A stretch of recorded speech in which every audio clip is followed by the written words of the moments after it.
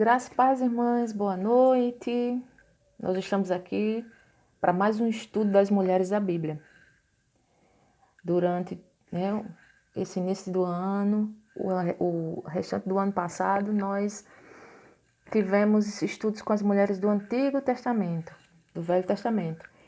E vamos hoje dar início ao Novo Testamento. E vamos falar sobre uma mulher chamada Isabel.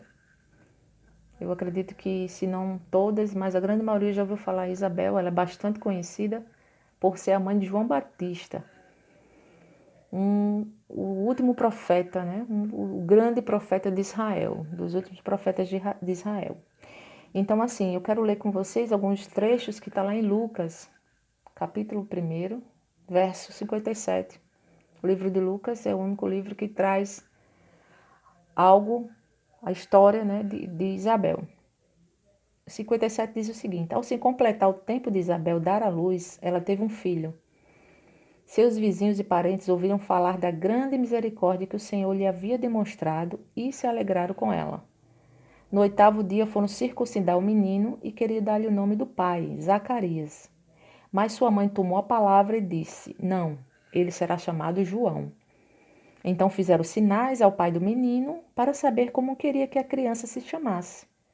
Ele pediu uma tabuinha e, para a admiração de todos, escreveu: o nome dele é João. Imediatamente sua boca se abriu, sua língua se soltou e ele começou a falar, louvando a Deus.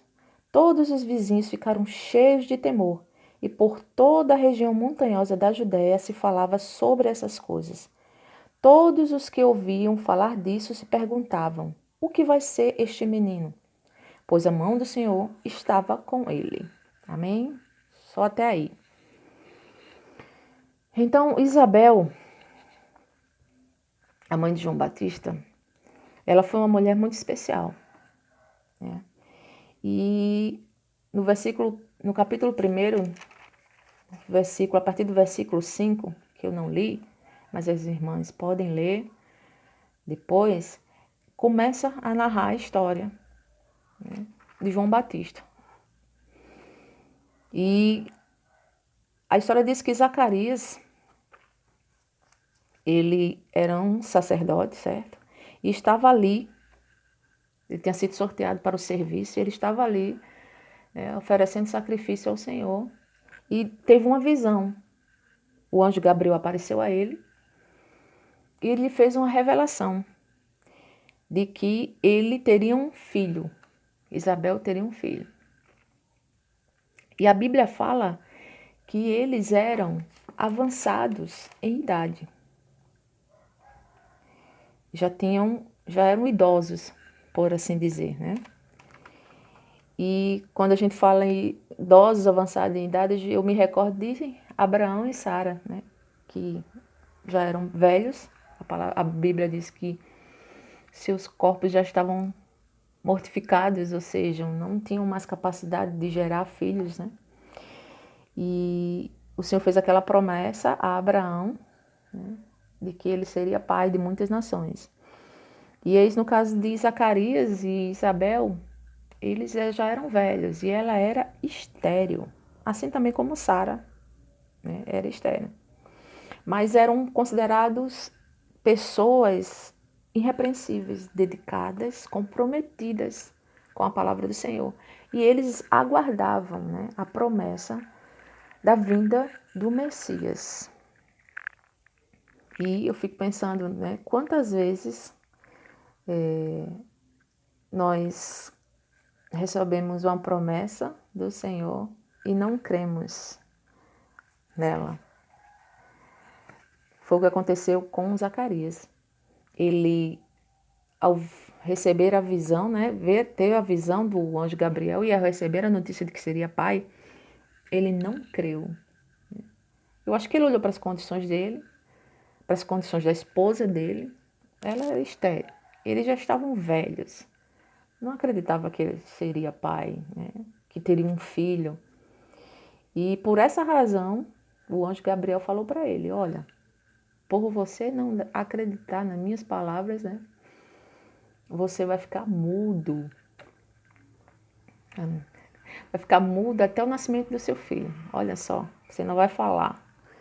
E assim aconteceu, imediatamente, né?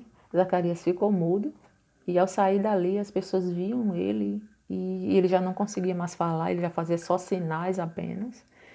E as pessoas entenderam, disse, eu acho que ele teve uma visão, eu acho que ele viu um anjo, alguma coisa assim, e por isso que ele não fala. Mas o anjo do Senhor falou para ele que esse filho seria grande aos olhos do Senhor, né? Que seria um homem usado para converter muitos filhos de Israel a Deus, né? Agindo na virtude de Elias. Ele comparou com Elias e que ele viria preparar o caminho para o Senhor. E ali o anjo passa umas recomendações para Zacarias, né? Falando que aquela criança, quando nascesse, ele deveria ser criado, né, pelo nazireado. Para as irmãs, para aquelas que não sabem o que é nazireado, é uma pessoa separada para o serviço de Deus, consagrado ao Senhor. Então, ele não cortava o cabelo, ele não bebia bebida forte, ou derivado de uva, ou comida, algum derivado da uva. Então, ele era, desde o ventre, separado para um serviço, para a obra, para o Senhor. Ele era consagrado ao Senhor. E eu acredito que ao sair dali, né, quando Zacarias chegou em casa, ele falou para Isabel. Quando eu digo falou, é no sentido de não falar, né, com a boca, porque ele não podia falar, ele estava mudo.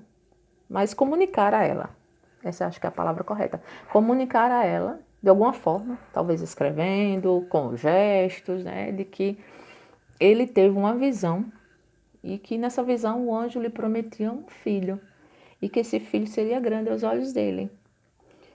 E apesar de Zacarias ter agido com incredulidade, como a Bíblia assim nos diz, que ele agiu com incredulidade, Isabel creu na promessa, creu naquela revelação. Eu acredito que foi uma surpresa grande para ela, né? Claro, porque a Bíblia não fala, né? Nessa passagem não fala, mas eu acredito que Isabel já tinha pedido muito ao Senhor um filho. Já tinha clamado ao Senhor um filho. Qual a mãe que não deseja ter um filho? São poucas, não é verdade? Mas a grande maioria, na verdade, as mulheres, né? Por assim dizer, mulheres que não desejam ter um filho. Quantas, né? Então, a grande maioria das mulheres, elas desejam ser mãe, na verdade. E eu acredito que Isabel não era diferente. Ela tinha o desejo de ser mãe. Apesar de, na Bíblia, não descrever que ela pedia, assim como Ana clamava, como Raquel clamava. E eu acho que com o passar do tempo, como a Bíblia escreve, que ela já era idosa, já era avançada em dias, talvez ela nem esperasse mais que isso acontecesse. Talvez ela já tivesse se conformado e disse, não, eu acho que não vou mais ter filhos, pela idade que eu tenho, do meu esposo, a gente não vai ter mais filhos. Então, acho que já tinha se conformado. Então, quão grande foi a surpresa dela ao receber a notícia de que ela teria um filho.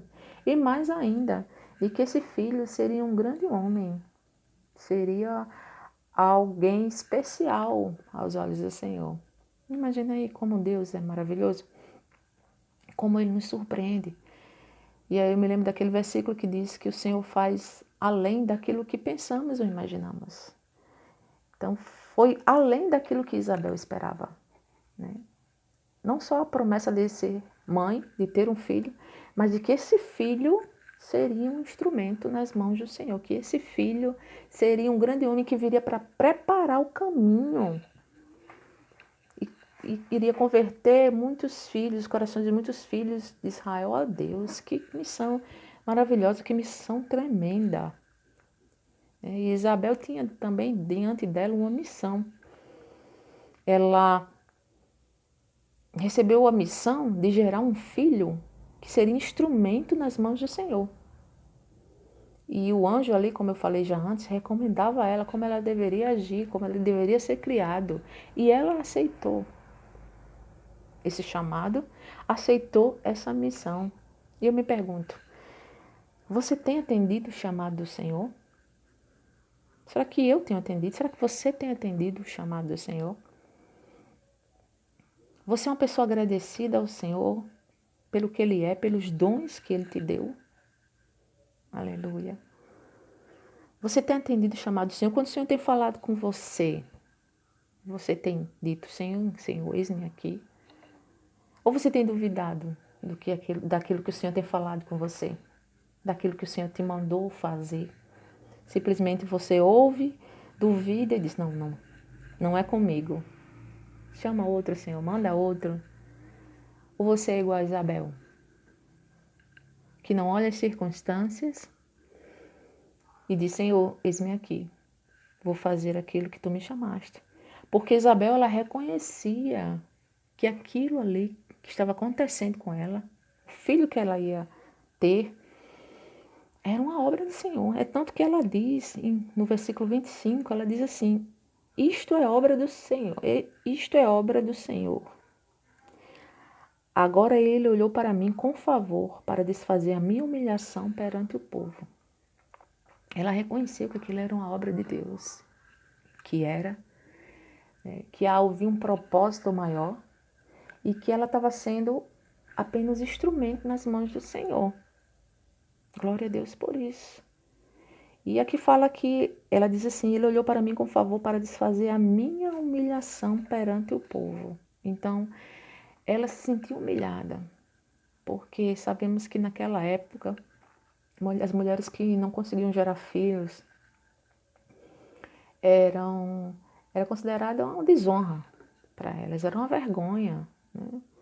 Uma mulher que não conseguia gerar era considerada assim como, vamos dizer, à margem, né? As pessoas olhavam para ela e diziam assim, olha, não, ela não gera filhos, ela não tem filhos, né? Então, gerar filhos significava que era bênção, era sinal de bênção na vida, né?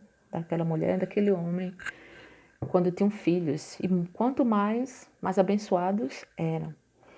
E ela não tinha filhos, e já estava de idade avançada, então, ao ver, tinha acabado ali e pronto, e era se conformar, né? E não tem mais jeito, mas o Senhor veio e muda toda a situação, e é assim que Ele faz nas nossas vidas, não é verdade? Muda situações.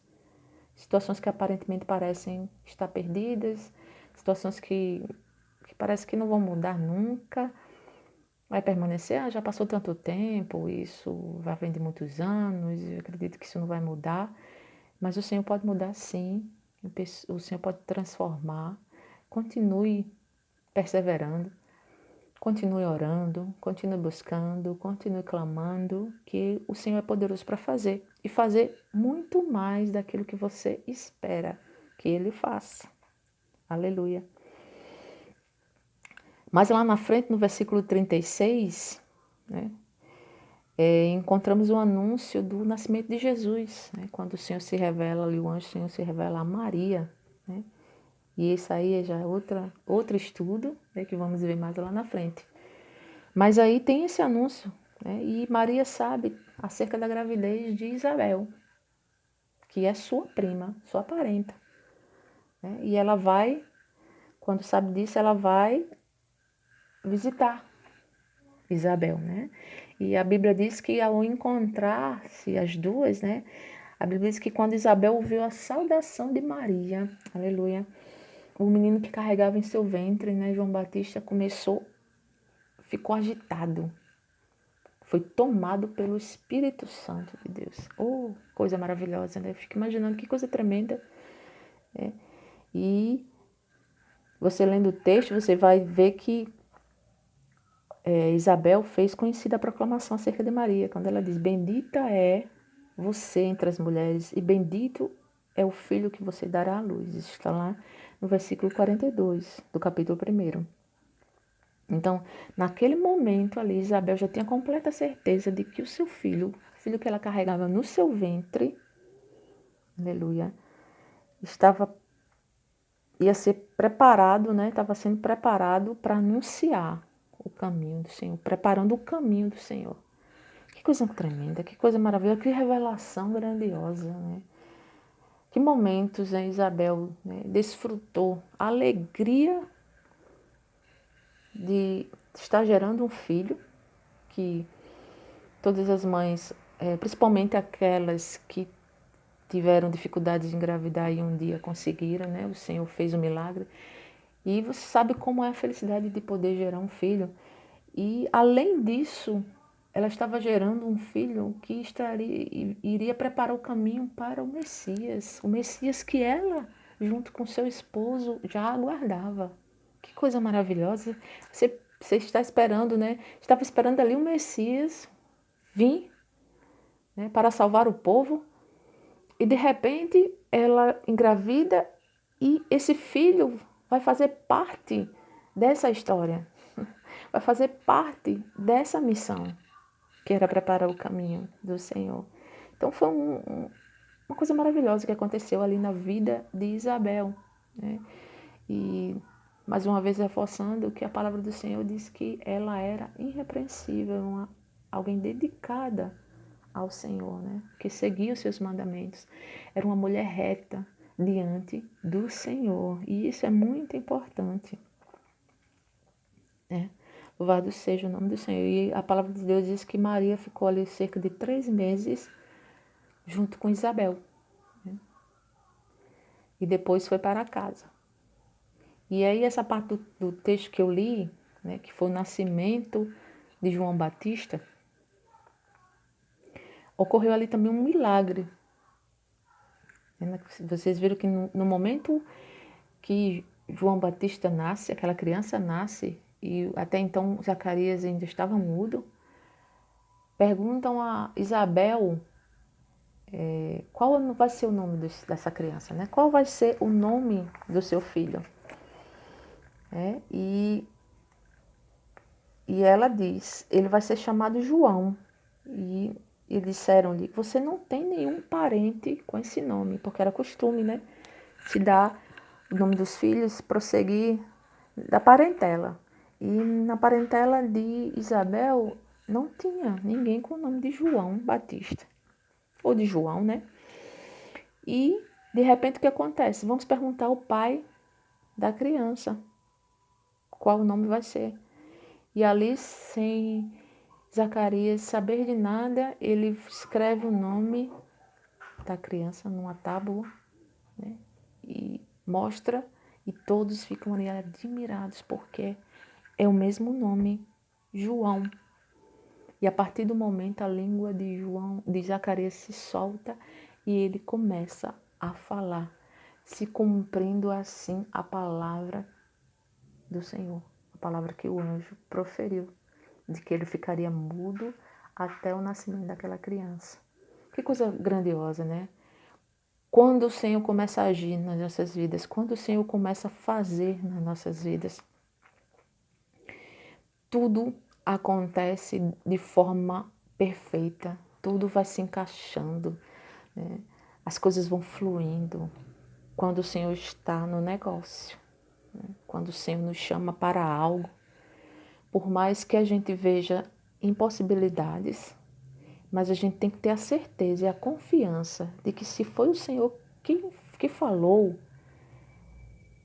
Ele vai se responsabilizar. Ele vai prover, ele vai prover recursos para que aquilo aconteça, para que você desempenhe, para que você faça aquilo que ele te mandou fazer, ou aconteça aquilo que ele disse que ia acontecer. O que nós precisamos é jogar fora a incredulidade e crer na promessa do Senhor, crer naquilo que o Senhor falou, crer no nosso chamado. Porque sabemos que cada um de nós temos o nosso chamado, temos algo a realizar, uma missão a executar, né? Não vemos aqui para ficar de braços cruzados, vendo o tempo passar e a vida passar. Mas temos todos um propósito, algo para realizar. Isabel tinha um propósito. E a gente vê em todas as mulheres que nós já estudamos, que cada uma tem uma missão, cada um tem um propósito a realizar. Ah, mas a missão de Isabel era de criar um filho. Sim, amém. Sabemos que o nosso primeiro ministério é a nossa família. Talvez o Senhor lhe chamou, sim, com a missão de cuidar dos seus filhos, de prepará-los, né, nos caminhos do Senhor, de ensiná-los o caminho que eles devem andar, de cuidar do seu esposo. Isso é uma missão maravilhosa. É um ministério, a família, o alicerce, não é verdade? Quão importante é isso? Então, nós precisamos entender qual é a vontade do Senhor para as nossas vidas. Qual é o propósito do Senhor para as nossas vidas. Isabel tinha um propósito e ela executou esse propósito. Ela creu na promessa do Senhor, foi grata ao Senhor pelo que ele estava fazendo e criou seu filho de acordo com aquilo que o Senhor tinha ordenado que ela fizesse. Então, precisamos ser obedientes ao Senhor. Então, Isabel era uma mulher reta diante do Senhor, era uma mulher de fé e era uma mulher obediente ao Senhor. Virtudes que nós podemos ter, devemos ter. Como cristãs, como mulheres de Deus, devemos ter essas virtudes, assim como Isabel. Então, assim, nada mais é dito sobre Isabel na Bíblia, né? Só nessa parte de Lucas, mas é um importante relato. Então, assim, mas em poucas palavras disso que a gente já leu, né, e se você ler novamente com mais calma, é o suficiente para saber isso, que Isabel era uma mulher temente a Deus e que confiava em suas promessas. Isso é muito importante, meus irmãos. Muito importante. Temer a Deus e confiar na sua palavra e segui-la e obedecê-la. E a gente vê na história de Isabel a soberania de Deus. Quando ele quer realizar os seus propósitos. A vida de Isabel já estava escrita, né? Assim que a palavra do Senhor diz, que antes de nascermos, os nossos dias já tinham sido contados e todos escritos. Aleluia. Glória a Deus por isso. O Senhor tinha um plano para executar na vida de Isabel. Louvado seja o nome desse Senhor. Deus escolheu Maria para ser a mãe de Jesus, uma jovem virgem, para dar à luz ao Messias. Mas ele também escolheu Isabel, aleluia, idosa e estéril. Além de ser idosa, era estéril, para dar à luz ao último grande profeta de Israel. Aquele que seria responsável, como eu já disse, para preparar o caminho para o Salvador do mundo. Glória, glória, glória a Deus. E eu entendo essa missão, a nossa missão hoje também como mãe, de prepararmos o nosso filho. Não sabemos o futuro dos nossos filhos, mas estamos preparando nossos filhos para ser o quê? Profetas, pregadores da palavra do Senhor, levitas, né? Que louvam ao Senhor também. Tem instrumentos na mão do Senhor. Estamos com esse grande privilégio, né? E essa grande honra, né? De criar filhos para serem grandes homens e grandes mulheres na mão do Senhor e glorificar o nome do Senhor. Glória a Deus por isso. Então, assim, apesar de Isabel ter passado a maior parte do tempo dela sendo estéril, isso foi temporário. Isso acabou no momento que o Senhor disse, tá, agora é o momento certo de agir. Porque sabemos que o Senhor tem um momento certo, há um tempo para todas as coisas debaixo do céu. Não é verdade? Lá em Eclesiastes 3 fala isso. Há tempo para tudo. E tinha chegado o tempo, né, de Isabel deixar de ser estéril e a sua vergonha se tornar em honra diante daquelas pessoas. O Senhor agiu e sabemos que os planos do Senhor não podem ser frustrados, já está determinado. Então, aquilo que já está determinado para a tua vida, não vai ninguém impedir. Não há nada que possa impedir os planos do Senhor. Não há nada que possa impedir os projetos do Senhor na tua vida. Aquilo que está para acontecer, aquilo que o Senhor determinou, aquilo que o Senhor reservou para você. Creia tão somente. confie e espere. E você verá, os seus olhos contemplarão. Creia na palavra do Senhor. Creia na promessa. Creia no seu chamado. Creia que Ele lhe capacita. Glória a Deus por isso. Então Isabel estava sentindo, né, o seu filho ali sendo gerado dentro dela e estava para nascer, né? E eu fico imaginando a gratidão que Isabel tinha em seu coração pelo presente, pelo milagre que o Senhor tinha realizado na vida dela, pelo grande privilégio.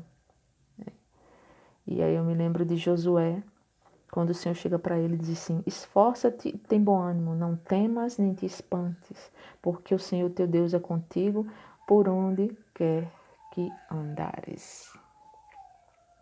Então, assim, o Senhor te deu uma missão, o Senhor colocou nas tuas mãos algo para realizar, então esforça-te, tem bom ânimo, porque Ele está com você aonde você andar, onde quer que andares, Ele estará com você te sustentando. Louvado seja o nome do Senhor. Eu penso que Isabel tinha os seus medos, sim, os seus temores, mas apesar de a confiança em Deus estava acima disso tudo, né? A fé no Senhor e de que os propósitos do Senhor se cumpririam estava muito acima disso tudo e das circunstâncias. Assim como Abraão creu contra a esperança, também Isabel creu contra a esperança, porque, humanamente falando, seria difícil ela engravidar estéril e ainda idosa, seria impossível.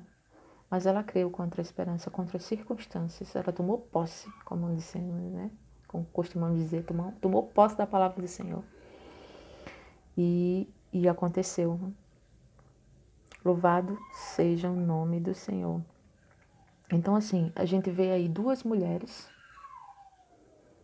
diferentes, sim, na questão da idade. Maria, jovem, virgem. Isabel, idosa e estéril. Mas as duas tinham algo em comum. Eram mulheres tementes a Deus. Mulheres que confiavam na palavra do Senhor.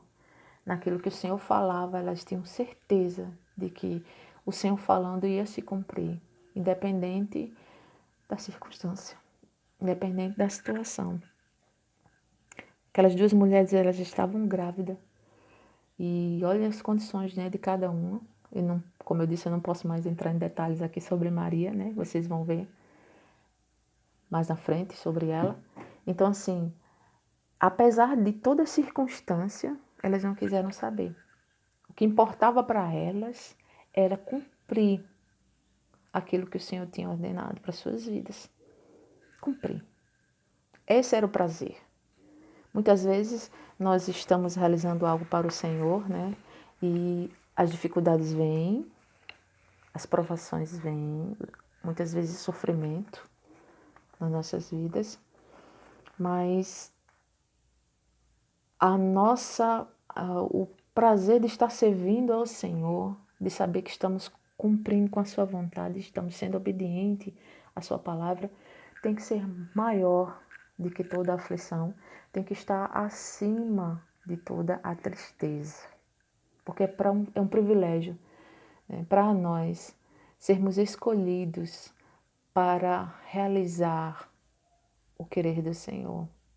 É um privilégio sofrer por Cristo, pelo seu Evangelho, porque sabemos que a nossa recompensa, ela não está aqui, né, mas ela está nos céus.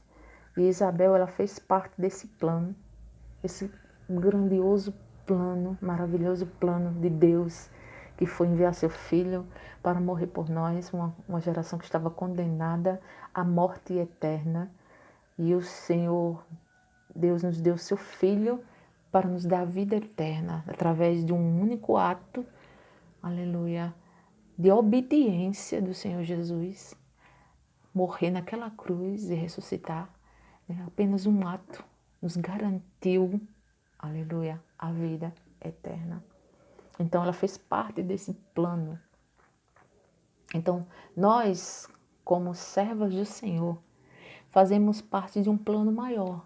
E não se trata de nós, porque somos apenas instrumento. Instrumento para alcançar outras vidas, instrumento para que o propósito do Senhor, que é um propósito maior, seja cumprido. O Senhor ele é um Deus perfeito, né? É um Deus detalhista, que trabalha de forma harmoniosa. Tudo que ele faz é perfeito, é planejado, tem sentido, não é aleatório, tudo tem um propósito. Então, assim, cada uma de nós estamos dentro desse plano que o Senhor tem e cada um de nós precisamos nos deixar ser usadas com um propósito para que esse plano maior que o Senhor tem se realize. Claro que Ele pode usar outras pessoas, se assim não quisermos. Mas como é bom, não é, irmã? Obedecer. A palavra do Senhor diz que é melhor obedecer do que sacrificar. Então, se o Senhor te chamou para algo, então diga assim para Ele.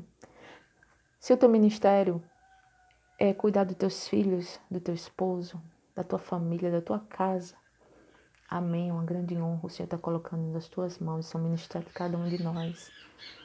Não sei qual é o teu ministério, se é louvando, se é pregando, se é ensinando, se é orando, intercedendo, aleluia, se é demonstrando amor, não sei.